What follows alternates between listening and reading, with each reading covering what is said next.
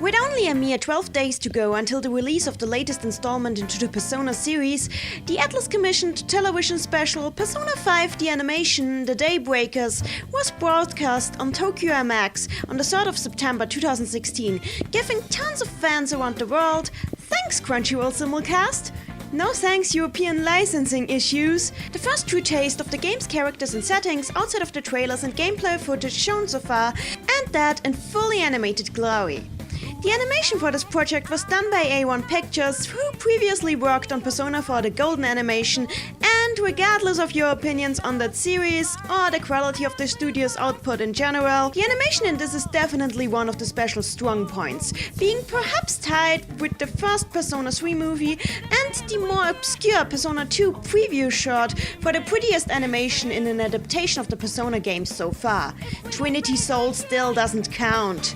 Likewise, the distracting and ugly misuse of CGI that has been plaguing other video game adaptations this year is mercifully absent in the special.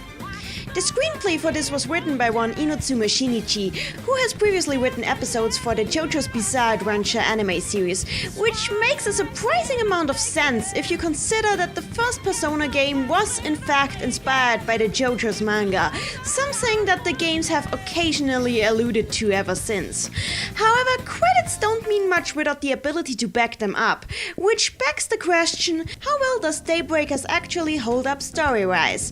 Well, that depends entirely on your expectations in it. In the first for the series, rather than being a straight-up adaptation or summarized preview of the game's events, Daybreakers instead focuses on an aspect of Persona 5's story most of us probably hadn't paid too much mind to so far: the side quests, or rather, a side quest. Yeah, well, right now it is still hard to tell, what with the actual game having yet to be released and everything. Comparing the events of the trailer with what we know so far of Persona 5's actual gameplay makes it rather obvious that what is being shown to us in Daybreakers is probably just one of many side missions the game will allow the players to clear optionally, an interpretation confirmed in the end of the special, with Ego referring to the special's events as a mere possibility in the protagonist's future. This is a curious choice given how little story relevance most side quests in Persona 3 and 4 actually held, though it might be yet another sign of Persona 5 integrating more of the series elements that had been dropped after Persona 2, in which side quests tended to be far more elaborate and relevant to the plot. In fact, the entire point of the special appears to be an intention to showcase how elaborate even missions unrelated to the main story events of the game can be in Persona 5, though whether this is a good thing or a bad thing is, not that easy to say. You see, due to how the special is structured as a closed narrative around the story of the portrayed side quest and the target of the quote-unquote heist related to it, we are given little to no introductions to the world, personalities, and relationships of our main characters before we are thrown right into the events, which is quite ironic given that for many casual TV viewers who might only see the broadcast by chance and could potentially be motivated to buy the game, this is their first exposure to all of the above. I remember first watching this special with my sister and a friend, both of whom have not been following any of the news and trailers released so far. They were both hopelessly lost regarding what was happening, and who can blame them? The entire thing doesn't play out like the preview to a game that you can potentially buy in the future, like Tales of Systeria Dawn of the Shepherd did, but more like an episode to an ongoing show that we just happened to miss the first episode to. Something tells me that for many people this special will be a whole lot more enjoyable once they've actually already played the game, as opposed to seeing it as a preview beforehand, which sort of defeats the point of the special existing in the first place. It's kind of odd like that. This weird decontextualized structure is uncomfortably reminiscent of the way A1 Pictures treated Persona 4 The Golden, though that show also had the added problem of the side plot it was treating being directly related to the main plot, which it refused to show, entirely ripping the story of Marie and the point of her existence out of context and leaving us with some pretty scenes that are only enjoyable if you've already played the game, and lots of flashy fan service. If I can say anything favorable about the Daybreakers plot, it's that once you've gotten over the acute onset of the first episode of this syndrome, the actual narrative content of the special is somewhat coherent in itself, and the characters centers on can actually be understood without knowing the source material, even if that doesn't save the special from its grave sin of only showing us about 2 minutes of interaction between the characters that we actually wanted to learn more about. Again, solidifying Persona 5's relation to the gentleman thief subgenre of literature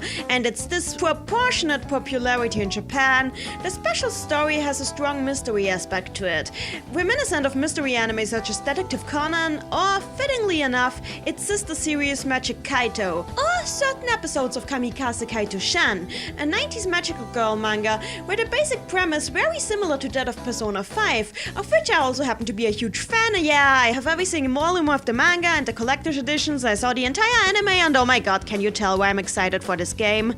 Yeah, where was I?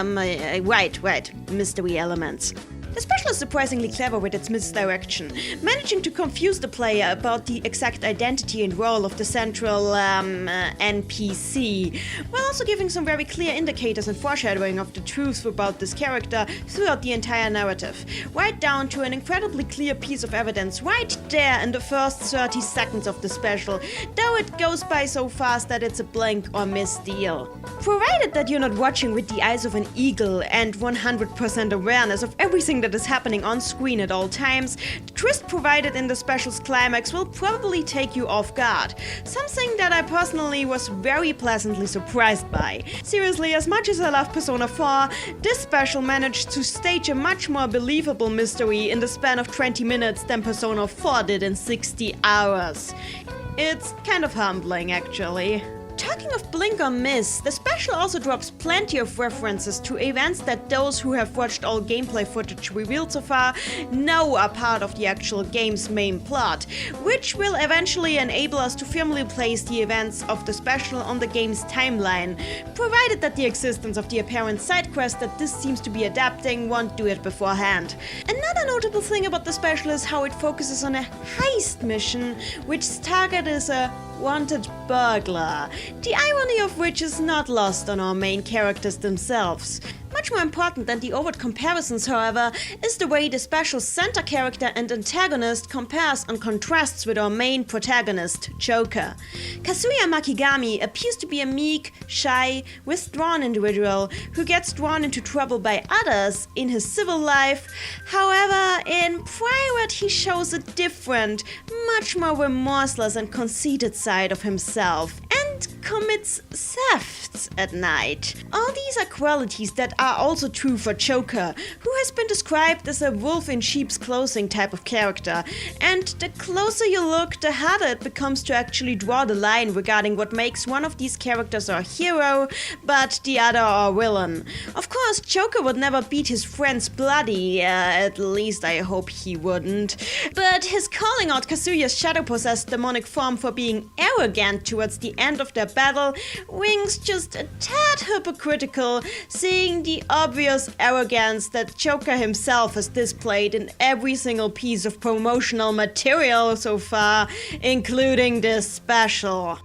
Likewise, Anne accusing Kazuya of not treating others as people and toying with them as he pleases is reminiscent of how the media, including Goro Akechi, see the Phantom Thieves themselves as monsters who toy with the minds of people, basically brainwashing them into submission. It is not difficult to see the obvious moral dilemma here and the apparent naivety of our main characters towards it, so I have high expectations on how the game is going to tackle the age-old questions of whether he who fights monsters actually does become a monster, and when the end actually does justify the means. Two questions that previous Persona games have occasionally touched upon, but never actually discussed in detail. The actual presentation of the special, while a somewhat bland, typical A1 pictures fare for the most part, becomes absolutely stunning once our party members enter Mementos, the unconscious world of this game, and all the mental and visual craziness that we've come to know and love from the series begins. The visual style chosen for the special's representation of the game's button touch mechanic and the Persona summoning scenes is absolutely gorgeous, and reminiscent of the actual game's opening entertaining, while also perfectly timed with the game's main battle theme playing in the background. The animation on the protagonist unites the best aspects of the epic facial expressions and gestures often given to Makoto Yuki and Yuna Dukami in their respective anime adaptations, while also expressing a powerful personality and presence which is unique to Joker alone. I guess my only real beef would be the occasional odd to creepy animation on Morgana's animal form, but let's be honest, making a talking, realistically drawn cat not seem creepy is kind of difficult.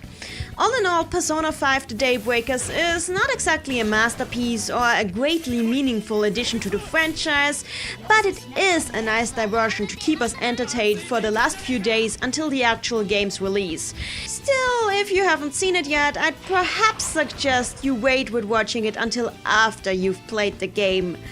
I just feel like this is going to be a much more fun watch once we've got a bit more context for it.